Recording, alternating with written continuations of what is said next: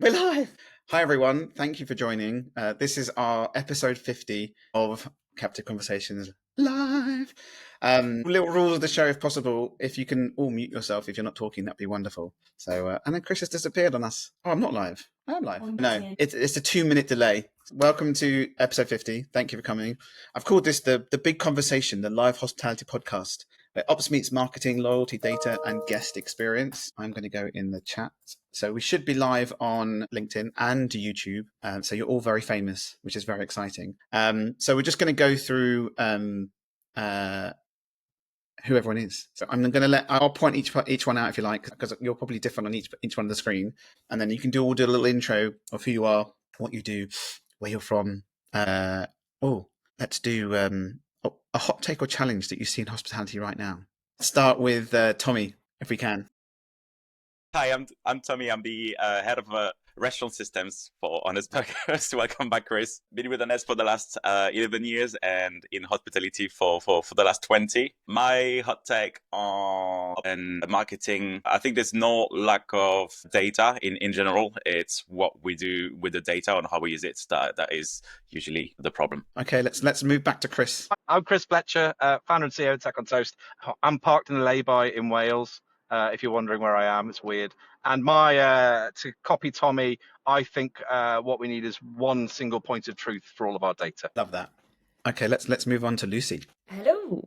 I'm going to have to remember to unmute myself. So I'm Lucy Cunningham, a very newly sales director at 1to5 Data and Insights, which was previously known as Feed It Back. And my hot take, I would say, probably is tech overload. I think, which is probably not what you're meant to say on this podcast, but hey ho. But I think there's loads of solutions out there that there is a solution for absolutely everything nowadays. Unless you've got that sort of support, understanding, expertise of what your business needs, it's hard to cut through all that noise. There's just so many options. But most importantly, that it just delivers an ROI.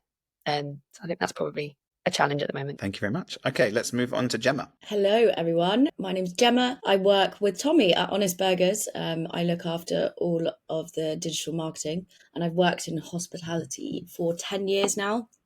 Covering web, SEO, PPC, CRM and loyalty, social media delivery. And my hot take is really about using customer data to enhance the customer experience. Something that we don't have at Honest is the sort of bookings and linking customers back to an email to understand their customer behavior. We are in the final stages of launching loyalty. So apologies if I reference that a lot in this podcast, but yeah.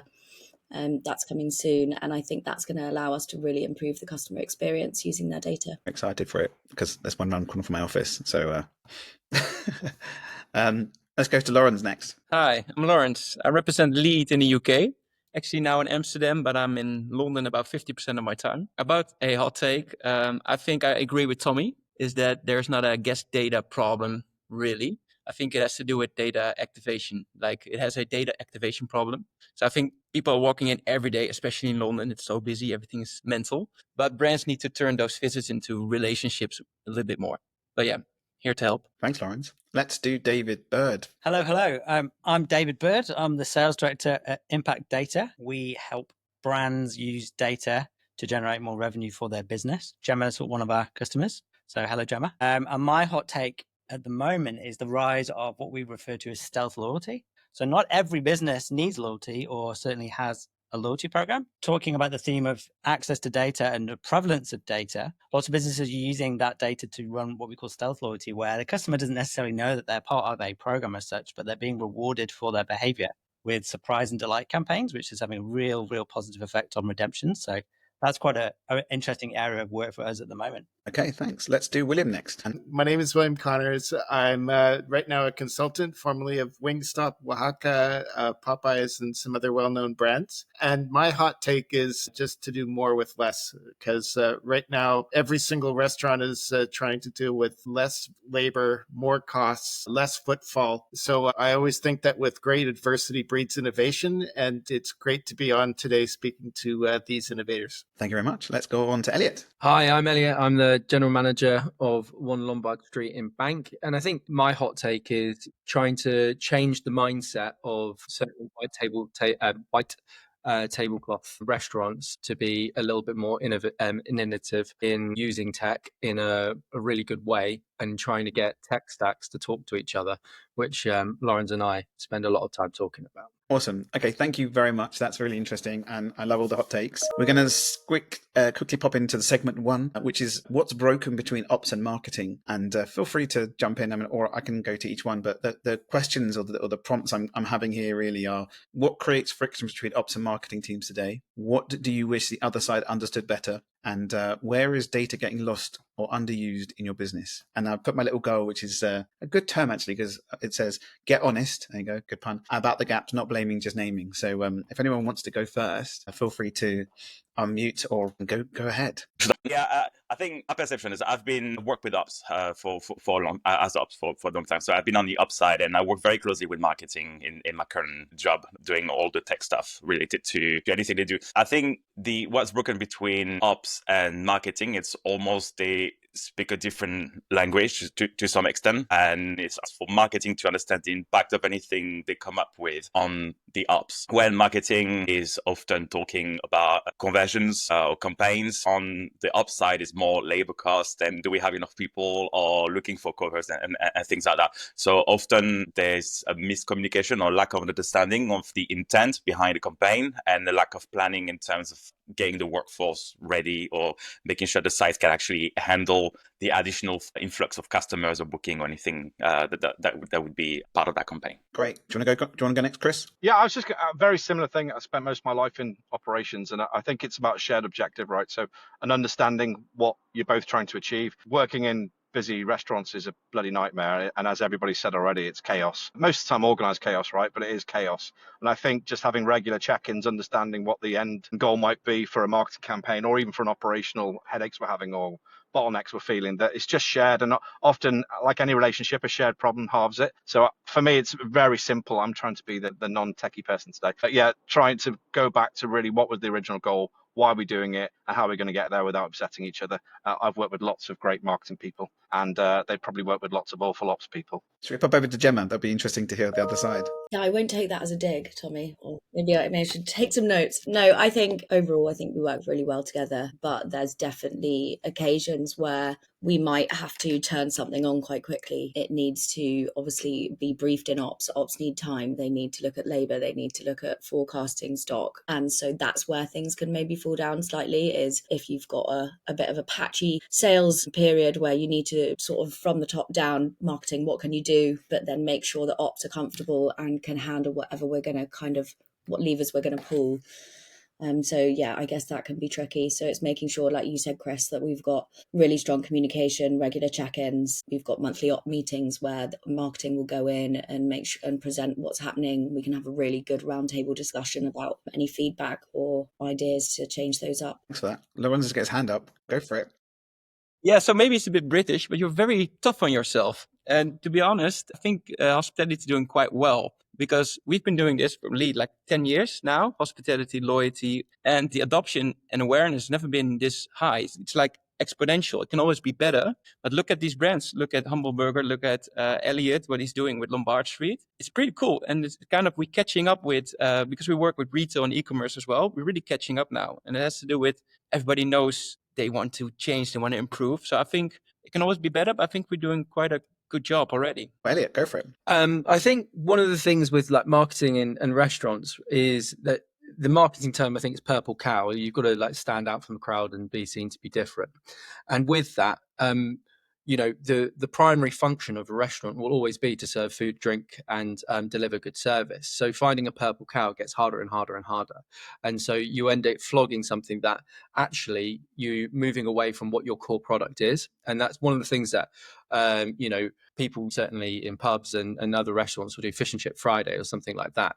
Sometimes it's about going, hey, we can offer this amazing experience. And I think one of the things that we try and ascertain is going, right, okay, if we're going to send out the hook and try and get someone in, that's going to be landing, but then the product behind it is going to be the thing that stands. For example, it's a proper steal of Bruto, but we do £5 cocktails on a Friday. That gets people in, that breaks down the sort of force field barrier that sometimes being in bank and looking at a very, white tablecloth restaurant is, and gets people that would normally come in, and then that fulfills in that way. So it's like what Lawrence is saying. I think people are being very hard on themselves, because at the end of the day, finding a purple cow every single time you do a marketing campaign is sometimes very tricky. Pop to Lucy, actually, because it's an interesting one, because it's sort of Lucy's now in a mix of ops and marketing-ish with the new role. So it'd be interesting to hear what you think. Yeah, I think putting my feedback hat on, that I think there's kind of like a lack of a feedback loop. It's really hard to see on the ground realities in a business and understand guest issues and everything. That might mean that, certain things don't necessarily get factored into the marketing campaign when you're refining it and getting that brand message ready. It's pretty much impossible to be everywhere all the time, especially in a multi-site business. But I think it's really important that marketers do spend some time, and I know so many do, spend some time in the venue so they can see how the guests interact, see what's actually going on the ground. But that's kind of what technology out there is there to help with now. It's to kind of amalgamate all of that data and then make sense of it, and allow you to then use that information to refine those campaigns and make sure it's not going to overwhelm the ops team. Let's go, David. So as a tech provider, we sit slightly outside of this, but I do agree with Tommy. Sometimes ops and marketing is speaking slightly different languages. For that, there's obviously ways in which you can address that with communication and better comms and more structure. But what I've seen has been successful from my side of the table is we had a large, so it was a high street gaming company we used to work with many years ago, and their marketing director at the time, we would work with them on the approach, but then he arranged seminars with their ops teams. So he would actually leverage the tech provider, myself, to come in, explain to ops, what are we doing? This is why we're doing it. And also this is how it benefits you. And so by doing that and getting the ops team on side, it just meant for a more cohesive approach. And there was a lot of wins there. So I think that's quite important to do, if you're an operator and you've got tech people working with you, yes, they've got a product that they've provided, but they're also experts, right? They can also add that extra level of support to help maintain that platform through the business, help make sure it's effective, because obviously if they're not doing that, then there's a chance of churn. So we're all quite eager to get in front of the relevant people that we need to speak to make sure that everybody's happy, right? So that was quite a good example of bringing the two sides closer together. Okay, William, it's an interesting one, because you actually cross-market, you sort of like blur the lines across everything when it comes to that part as well, right? Because it's not just a tech piece. Well, exactly. And that leads to a point that I'm keen to make, is to remove the silos, because, people are always saying this is marketing and leave me to deal with operations, but you have to remind them that there's common goals. And the goal is that you want to make sure the customer has a fantastic experience, not only for now, but that you apply the marketing so they come back again and again. That way, you're feeding into each other, but sometimes that can get lost. I love it. I think that's everyone. Okay. Wow. That went a bit smoother than I thought. So, okay, we're going to go on to the next piece, which is basically the data we need. And my little prompts that we sent was, what guest data do you actually use? What do you wish you had? Loyalty POS, bookings, Wi-Fi, what's gold and what's noise, which I quite like that bit. And how can ops action marketing data without needing another meeting? Which is a difficult one. I'll tell you what, let's jump to that. Let's jump to William.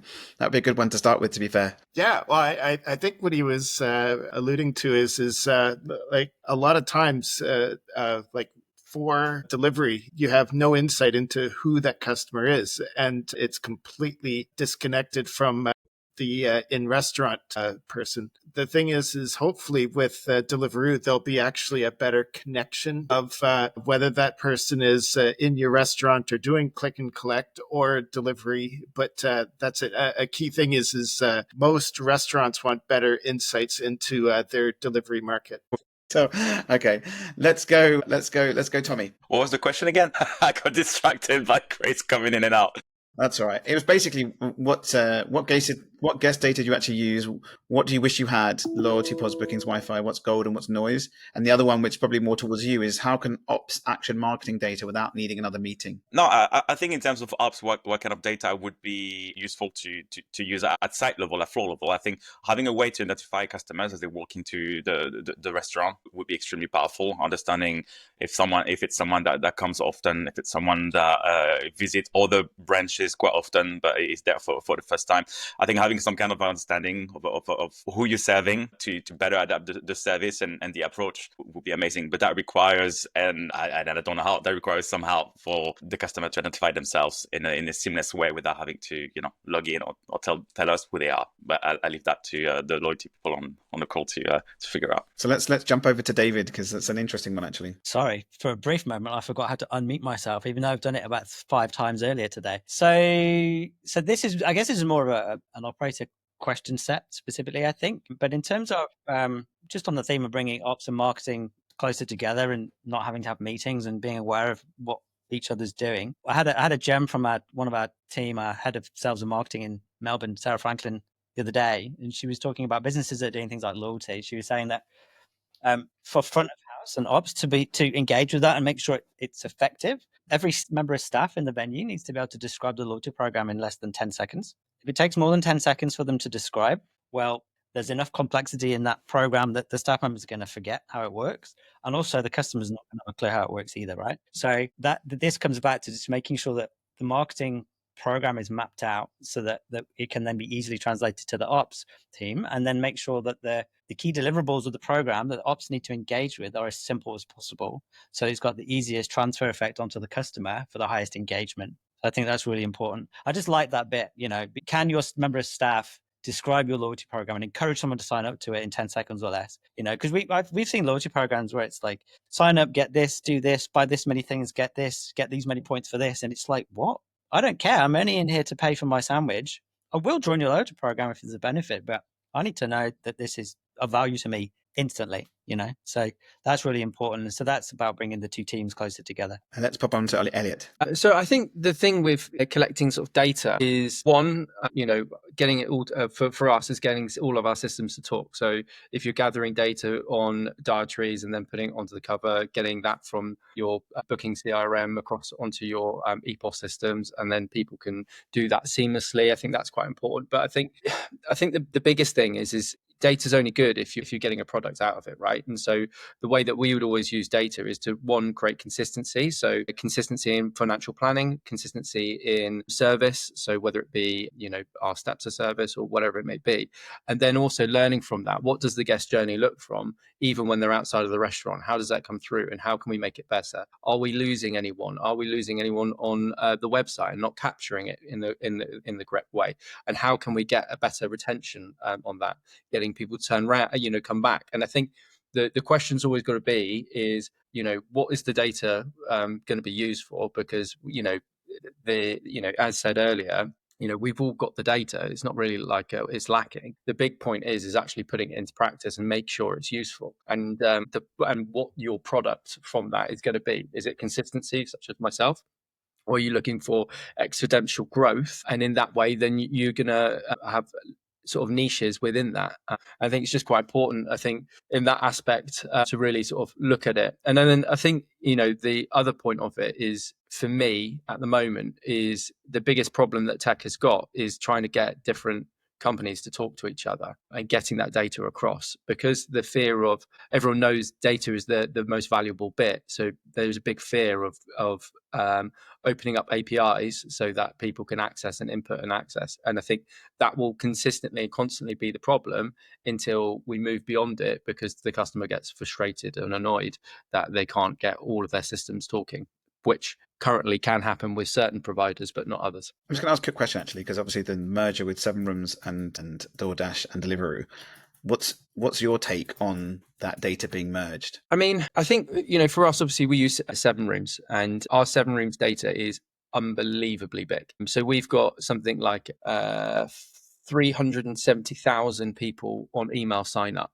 for one single site restaurant, which is insane, like absolutely mad. And then opted in on marketing on that is a conversion of roughly 60%, which is amazing. My fear with something like DoorDash is, again, what are they going to, the merger of that is, where is our data going to go from that? Because that's our biggest source of difference to any other independent restaurant within that area. And that hasn't been made particularly clear as of yet. Awesome. Let's pop over to Lucy. Hello. Kind of pulling a little bit on what you've just said, Elliot, and also what you said at the beginning, Tommy. There's so much data out there, but actually it's not the data that's the problem. It's how to use it and how to actually action it.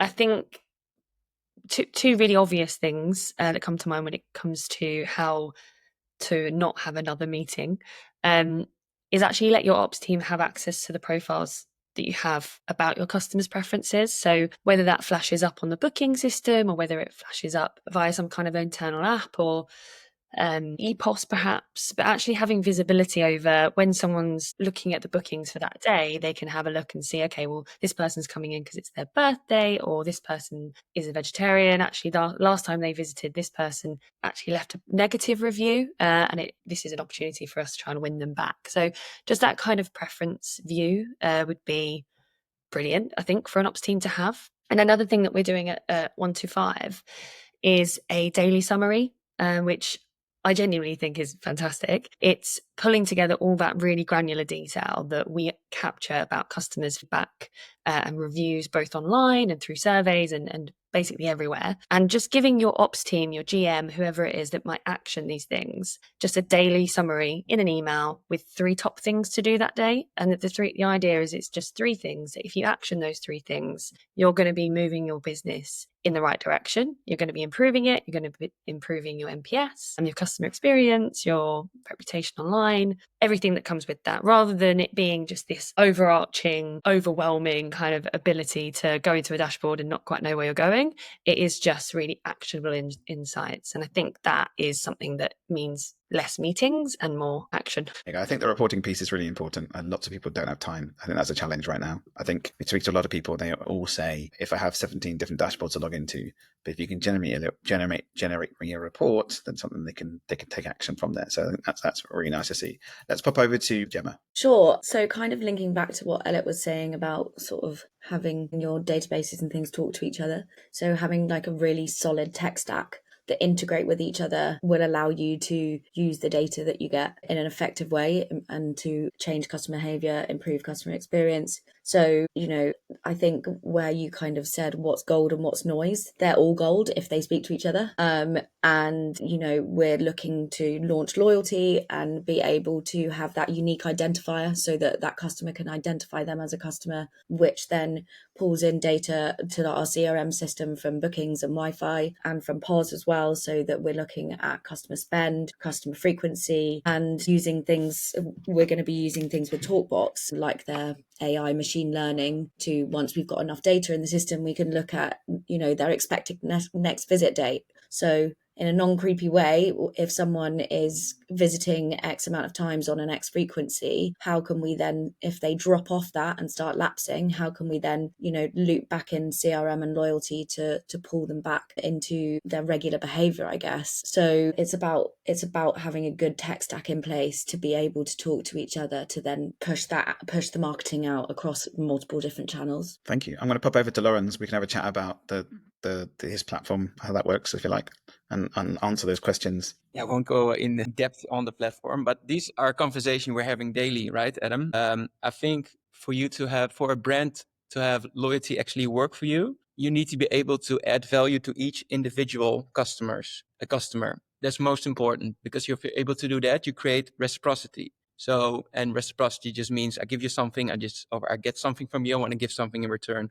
So knowing someone's spend alone, that's not enough. You need to know, hey, someone living in the area, what's his favorite product? Are we missing him for a while? What tier is he in? Does he have any dietary preference? And if you collect all these data, it becomes magical, because then you can introduce a loyalty program that feels personal for maybe even 100,000 to 1 million customers. So you need to be able to segment, you need to be able to create a unique experience. And that's what we do. So even if you're a staff member and you work at, let's say, wherever Atis or Sushi Dog or Home or whatever, you work at any of these brands, you have a completely different experience than a person that works next to your location, that buys lunch every day. It's a completely different experience. So I think the power is in that personalization.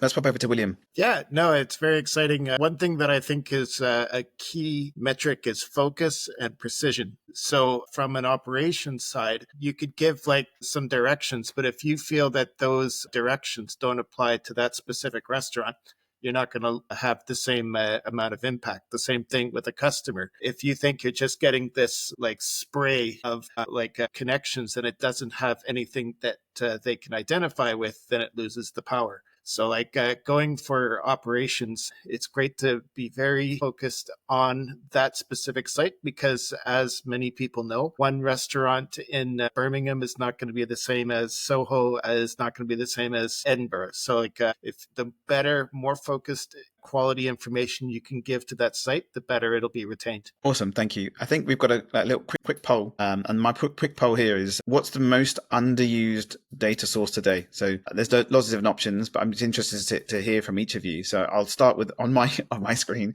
Let's start with Lawrence. What do you think is the most unused data source today? Products, and not product groups, like specific products. I'm not gonna tell everybody that we're gonna launch it in a couple of weeks, or maybe I just did. But imagine just buying 10 products from one site, right? Just one. You buy your lunch and some drinks and everything, 10 products, and you can engage with each product individually. So you have a vegan month, you reward double for that product, and you might buy a drink that is containing zero alcohol, or maybe a health product that triggers a voucher to try another product as well in the same category. I think that's going to be magical as well. So products are being underused in hospitality massively, and we're going to steal all these ideas from e-commerce and we're going to implement them for hospitality. And I think that could be that. What's the name, Elliot? The purple elephant? Purple cow for you, my friend. The purple cow. You could be a purple elephant, it's fine. Let's pop on to Gemma. We can make it quick if you like. Yeah, I would probably say POS for us at the moment, just because we don't have that unique identifier. And as soon as we bring in loyalty, you're then matching that up to a customer. Amazing. Let's go to Lucy. I know what you're going to say. I'm going to say feedback. But I actually do genuinely say that with a reason behind it. I think there's so much insight about your business, what training's required for the team, what dishes are underperforming, what the atmosphere's like, how loud is your music, is the temperature of the chicken too dry or hot or whatever. You get like a full 360 view of how your customer experience is performing. And fundamentally, if you get that right, customers come back, you get an extra customer once every per year, perhaps you increase the loyalty with your brand, and ultimately you get this array of promoters of your business. So I do genuinely think it's data that is completely untapped sometimes, not in all businesses, but there's a lot of opportunity. Awesome. Let's pop on to David. Hello. So I would agree with Lawrence, actually. A lot of businesses are underusing product level data. Sometimes it's because of lack of access to it. And sometimes it's lack of, well, what do we do with it if we've got all this granular level of information? So, and that's something we're working on with Gemma and Vita Mojo. So Vita Mojo is one of our partners. We're doing the loyalty with the Gemma, and part of the phase 2 of that is we're building a silo for this customer data, that transactional level data that we can pull through and start to help do some of the things that Lawrence was talking about there, because I think that's a huge area. And you're right, Lawrence, e-commerce have been doing it super well for super long. And it's time that we can bring some of that to hospitality, So that, and also I agree with Lucy. I mean, secondly, there are some amazing feedback platforms out there. I know 125 Insights, I keep calling it Feed It Back, but 125 Insights fairly well. We integrate with them as well. And there's the insights that those platforms can deliver are just, sometimes I think they're just slept on a little bit. It's there, it's easy to get, and it can be super powerful for making change within the business. Awesome. Let's go to Tommy. Feed it back as well. Well, I've got to be aligned with David and Gemma, because obviously I'm in the middle of it as well. But yeah, my opinion is getting your post data, so understanding what people are buying and connecting that with who they actually are. That's key for us.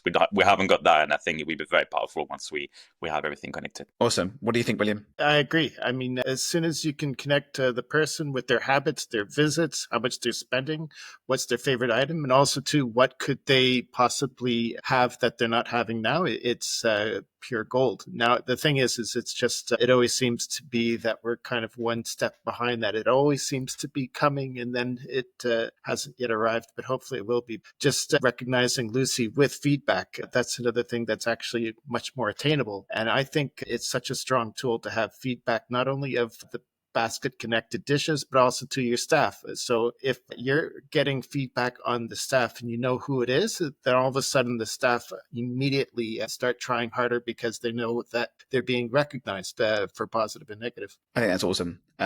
Let's go on to Elliot. Be boring if I agreed with everyone, wouldn't it? So I think for me, I think first and foremost, like the most important thing is location. Okay. And we're a single site. And so if we have a magical week and everything's perfect, there's great consistency and we're all good, then the most important thing for us, and this is what had the biggest wins, is where is your guest coming from? Therefore, you can target it with marketing and you can pump your money in that way. So a great example for us, because we're in the City of London, on the weekends it's notoriously dead and you can't get it. We have got we're a single site and we're open 12 till 6 on Saturday, and I make 12.5 grand. And the way that I do that is I go, these are the people that are coming from outside of London as day tourists to the city, give them a reason to visit with the offer and whatnot, and be a little bit difficult and sprout your purple cows. And then you then target that with tracking data, effectively saying, right, okay, they've jumped onto the Wi-Fi. We're going to plug a little bit of captive Wi-Fi for you. And when one of the leading questions for it is, what postcode have you come from? It's only the first 3 letters that you need to put in.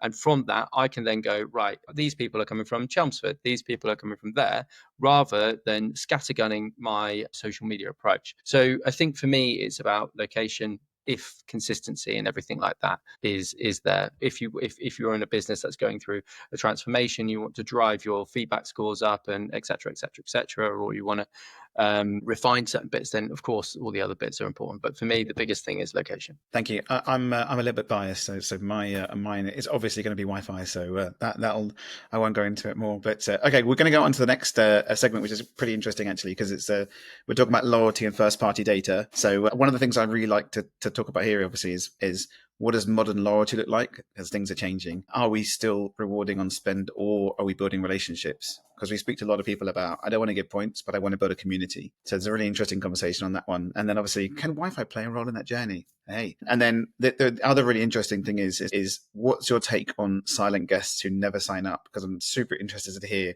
what everyone's thought process on that, because there is so much of that data that could be taken, but they just either don't do it or don't sign up or so on. So I'm going to start with David on that one, if that's okay. Nice one.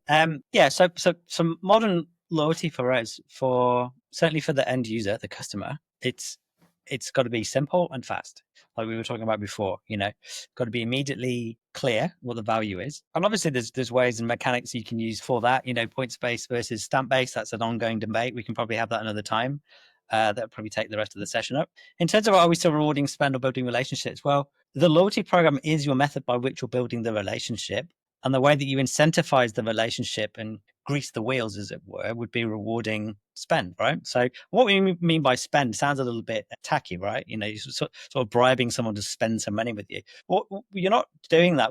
The end goal is you're getting more revenue, right? You're getting more revenue off the customer. The way to do that and deliver that is through the relationship. And the way you deliver that is through the loyalty program, which is all about making sure that you're clear on the value. You're making sure the customer knows what part of the loyalty program they are currently in, and what part is upcoming, and what the next threshold means to them, and just making sure that you're using that program to make sure you're staying top of mind effectively. But yeah, the loyalty program is the building the relationship part, and by doing that, you're incentivizing visits, which is going to increase your revenue.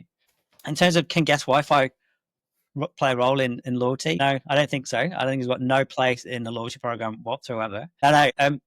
In all honesty, yeah, of course. For us, it's an amazing source of customer data. So data comes through to TalkBox. Then we have automations that we call them member nurture campaigns. We're basically encouraging that customer to, as they've been on the Wi-Fi, sign up to loyalty. So you're a good source of filling that bucket for us. And then in terms of silent guests, you can take a horse to water, but you can't make it drink, right? So we just accept that, if you've got 100 customers, I don't know, 40 of them are going to sign up to your database in some way. The 60 are not, and that's fine, right? That's fine.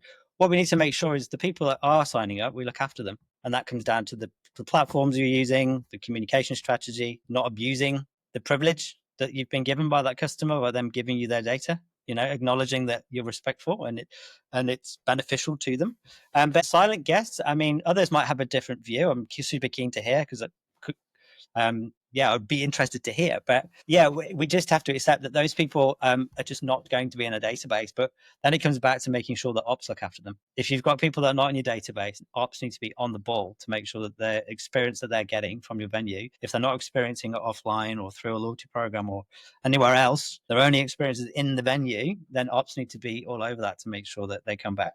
So I think that's that's my take on that question. I think Lawrence has got his hand up. Yeah, so David, you said something interesting, I think in the beginning of this session, which was that loyalty should be almost invisible. So I kind of agree with that. I don't think it's about a shiny app or if it's point-based or stamp-based or anything. I think it should almost be invisible. And I think me and Adam have discussion about this all the time, about almost touchless loyalty, which you see in big hotel chains like the Four Seasons. It should be something personal and also very channel agnostic. So you want everything to work everywhere as if it's one thing and really based on you. So I think the modern loyalty for me is that, like, really personalized and almost invisible and not depending on a specific feature or a gadget. That's my point. That's how I think modern loyalty is about. Awesome. Let's go to Gemma. Yeah, I think when people first think about loyalty, they think of the coffee stamp cards that you've got in your wallet, and that's how it really started. And I think now with modern loyalty, we are able to put tech behind it. So you've got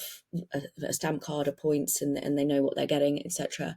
But then, similar to what Lawrence and David are saying, you're able to do the kind of stealth or hidden loyalty behind that. So you're able to follow their consumer patterns and behavior and spend, and then set up various different automations through your CRM and triggered emails and things like that to kind of push them through the journey without just saying, oh, you don't get a stamp until your sixth visit, or you don't get a reward, until your sixth visit. You can do that stealth behind based on the tech that we've got available. And I think I previously worked for Hawksmoor, and something that didn't feel right for the brand is having a stamp card or having that, loyalty app or whatever. So when you've got a more premium brand, the tech is now allowing you to use the data that you're getting from bookings and customer behavior, and then, using that product data, can you do a bit what we call OSH, old school hospitality, offering things here and there. And that's the kind of tech is allowing that modern loyalty to do more now. Awesome. Should we pop to Tommy? I agree with everything that Gemma just said.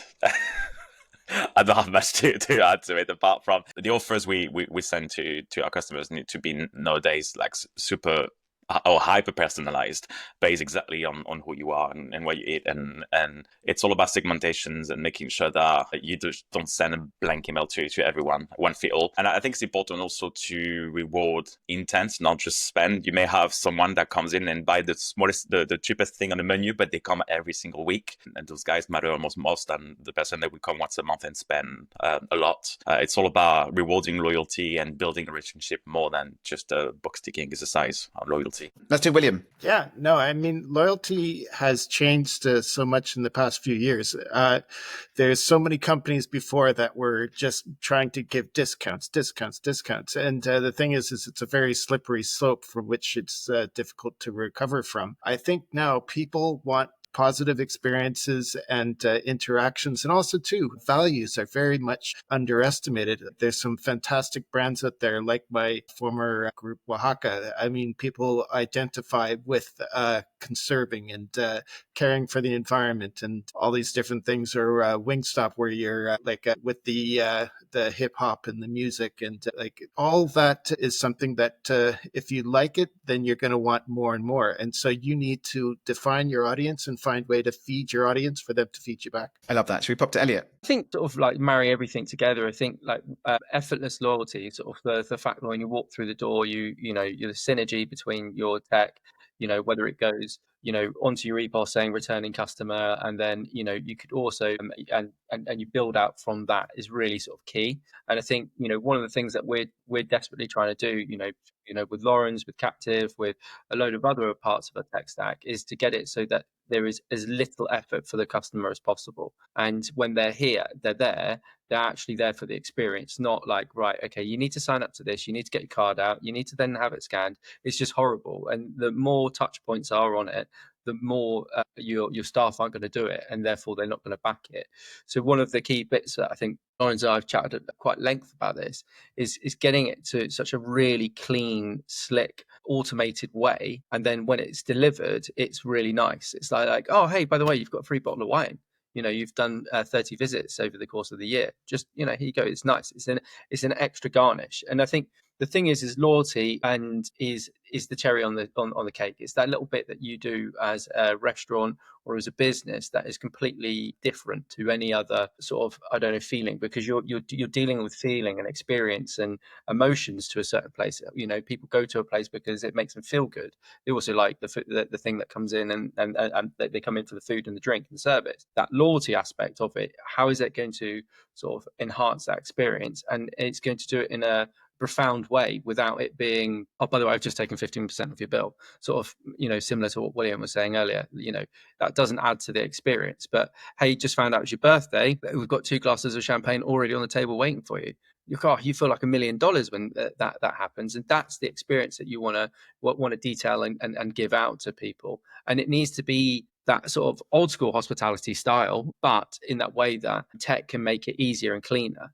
That birthday is going to happen on that day regardless, and that person's got that booking because it's there on your system. Just putting the 2 glasses out on the champagne and rewarding it as that person sits down, that feeling is that guest is going to stop looking at you as a business and start supporting you as like a football club or whatever. So if you win, lose or draw, so if you make a mistake, if you don't get it quite right, they're going to then be able to look past that. And that loyalty aspect, is the bit that is going to, keep the business going and successful.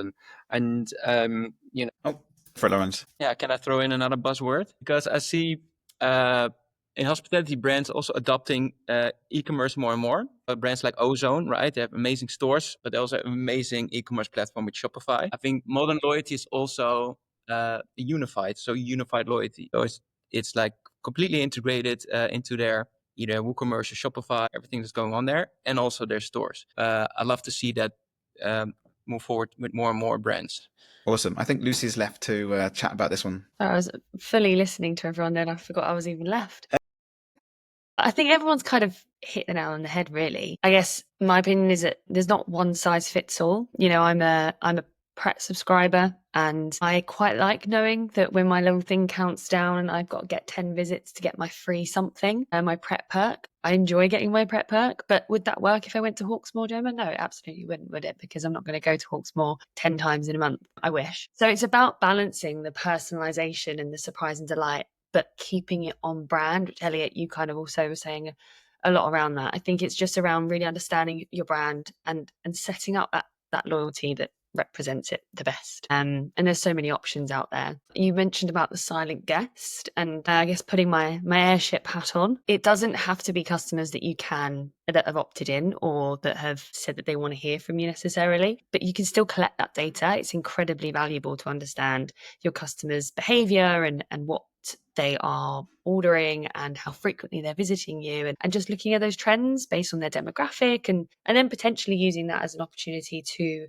broaden that kind of lookalike audience using sort of meta and things to find people of a similar demographic that like similar things, might have a similar behavior with your brand, and therefore might be interested in the loyalty program. So there's, I don't think you should just sort of throw that data away. It's incredibly valuable. Thank you. Yeah, I think, to be fair, non-opt-in data is as important as opt-in data, right? So we talk a lot about, utilizing all the data possible. Okay, so thank you all. We're coming very quickly to the end, but this is the next one, which is basically what's actually working right now. So this is one example of a campaign message tech tool process that's currently driving results. So we can sort of zip through that if you like. So I'll start with Elliot, if that's okay. And all the other ones, I had time to think. I don't think it's anywhere near as good now. Stole everyone else's stuff and reworded it. I think the thing is the thing that is working for us is actually just making sure that we have a really clear message. And I think, one brand that does it really well, so that I'm not just plugging myself, is St. John's.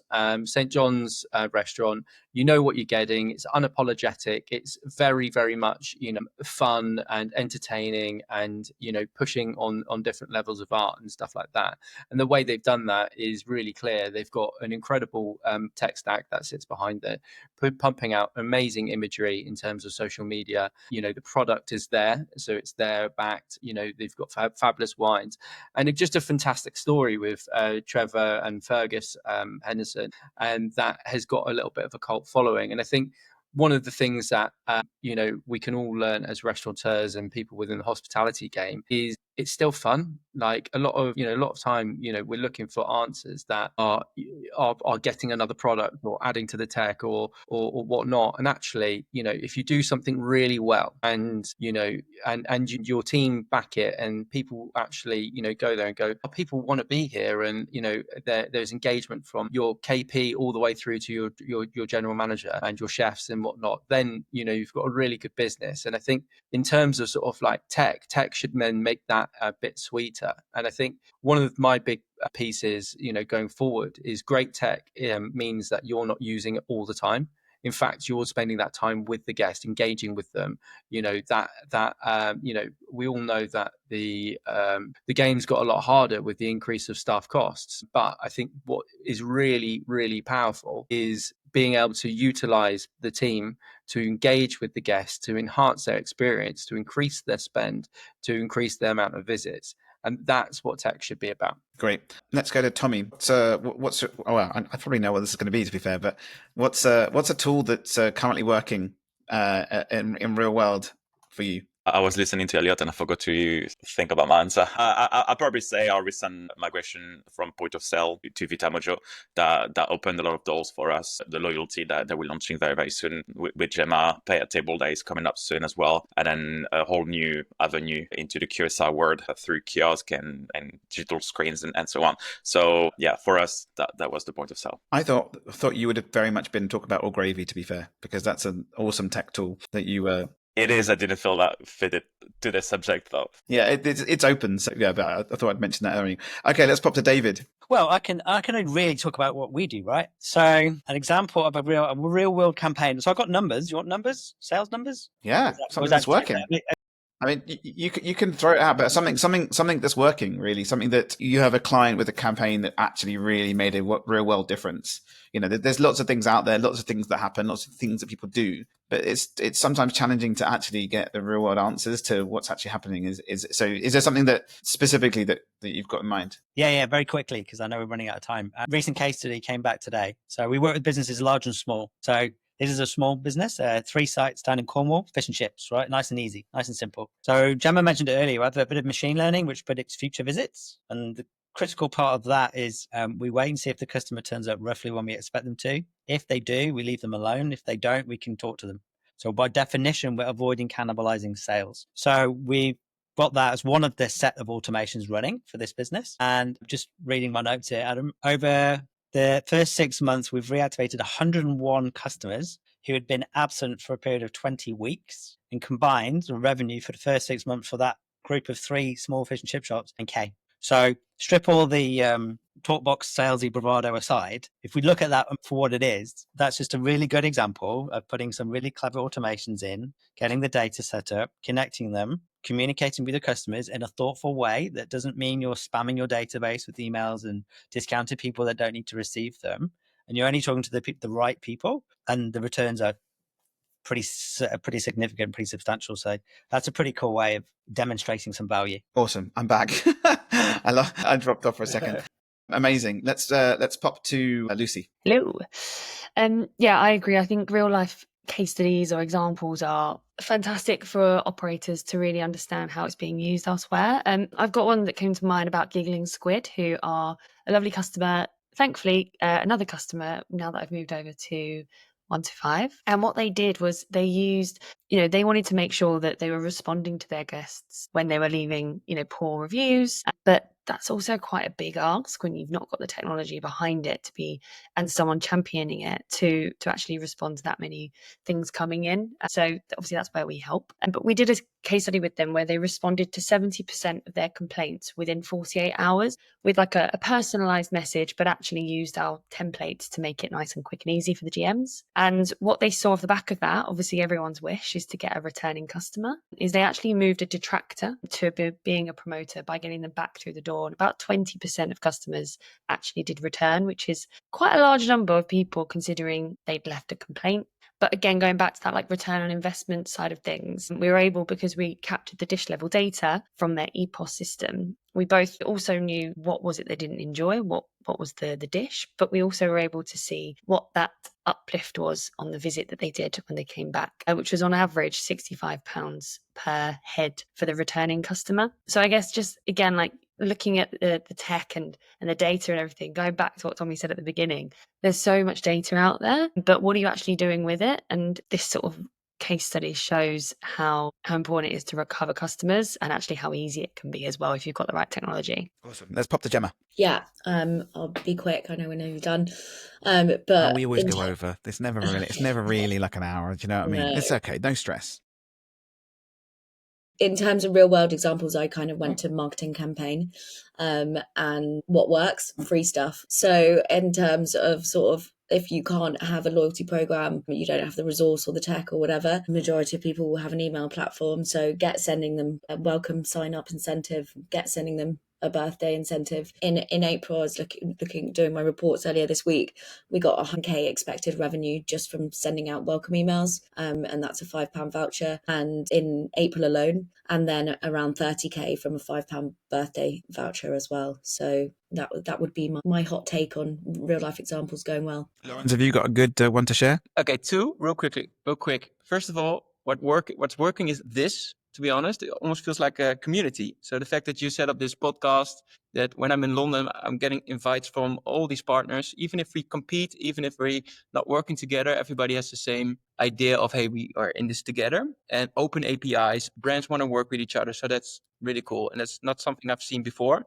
And I've been doing this for a while. And the UK is cool. Second thing is very simple example is that Fato Mano, pizza place, 4, 5, 6 sites. He was opening, so I spoke to Dav. He said, I'm opening a new site in 2 weeks, London Bridge. So help me out. So in 1 hour, we created this design, big QR codes on the doors. Very simple. This QR code, join for free pizza. Like Gemma said, just people want free stuff. And the design looks pretty cool. You can see it on my LinkedIn as well. Anyway, 300 people use that. It's wild. I didn't expect that. So what happened is Scan signed up and like all these journeys started. Hey, we're opening in 10 days, 5 days, free pizza, all that.